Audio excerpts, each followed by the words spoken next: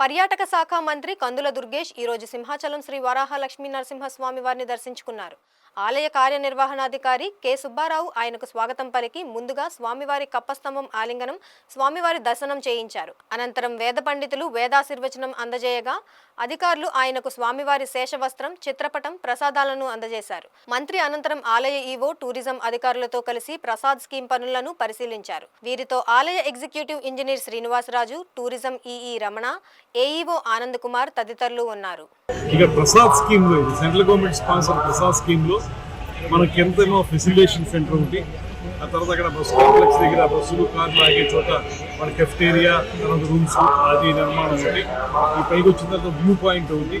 అదేవిధంగా ఇక్కడ చూస్తే క్యూ కాంప్లెక్స్, తర్వాత అవన్నీ కరెక్ట్ చేసుకోవడం, క్యూ లైన్లు వెళ్ళేదాంతా కరెక్ట్ చేసుకోవడం, ఇవన్నీ కార్యక్రమాలు ఇక్కడ చేపడుతున్నారు.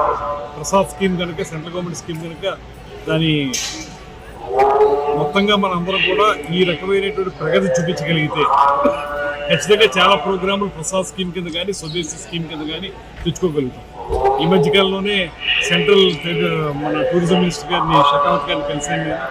ఇంకా వారికి ఆలోచన ఏంటంటే ఆంధ్రప్రదేశ్కి మరిన్ని ప్రాజెక్టులు ఇద్దాం. ఎందుకంటే ఏబుల్ చీఫ్ మినిస్టర్ ఉన్నారు ఇక్కడ, అదేవిధంగా డిప్యూటీ చీఫ్ మినిస్టర్ ఇంట్రెస్ట్గా ఉన్నారు, కలిపి మంచిగా ఇద్దాం అనుకుంటున్నారు. కాబట్టి ఇక్కడ నేను వీళ్ళకి ఏం చెప్తున్నానంటే క్వాలిటీ విషయంలో ఎక్కడ రాజీ పడద్దు. తర్వాత టైం కొంచెం ల్యాగ్ అయింది అనేటువంటిది కూడా ఇక్కడ ఉన్నట్టు అన్నమాట. టైం ఎందుకు ల్యాగ్ అయిందంటే వీళ్ళకి ఐడెంటిఫికేషన్ ఆఫ్ ప్లేస్ కింద కానీ ఇక్కడ కానీ కొంచెం మార్పులు చేశారు. అందువల్ల దానివల్ల ఇబ్బంది అయింది. బట్ క్వాలిటీ బాగానే మెయింటైన్ చేస్తున్నాను అనుకుంటున్నాను. క్వాలిటీ మెయింటైన్ చేయకపోతే ఊరుకోనటువంటి మాట కూడా వారికి చెప్తాను.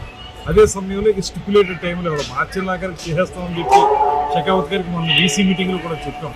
కానీ మార్చిలాగా అయ్యే పరిస్థితి లేదు. కనీసం మే కన్నా ఇవన్నీ కంప్లీట్ చేసేసి భక్తులకి ఉపయోగపడేలాగా ఏప్రిల్ 30ని మనకి చంద్రోత్సవం ఉంది. ఆ చంద్రోత్సవానికి రెడీ చేసేలా ఉంటే కనీసం ఈ క్యూ కాంప్లెక్స్ మనం చేయగలిగితే కొంచెం ప్రెషర్ తగ్గించగలుగుతాం.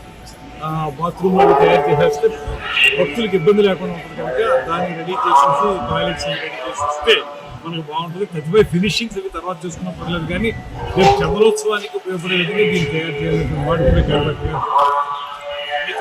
జరుగుతాయని నమ్మకం ఉంది. ప్రసాద్ స్కీమ్ కింద అన్నవరం కూడా కొంత కార్యక్రమం చేపడుతూ అదేవిధంగా రాబోయే రోజుల్లో ఇంకా చాలా కార్యక్రమాలు చేయడానికి ప్రభుత్వం సిద్ధంగా ఉంది.